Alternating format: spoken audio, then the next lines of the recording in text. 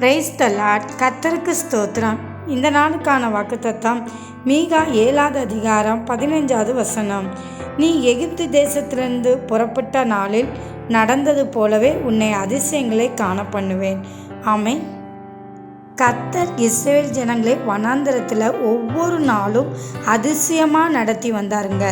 அதே போல் கர்த்தர் உங்களையும் ஒவ்வொரு நாளும் அனுதின தேவைகளெல்லாம் சந்தித்து அதிசயமாக உங்களை நடத்துவார்.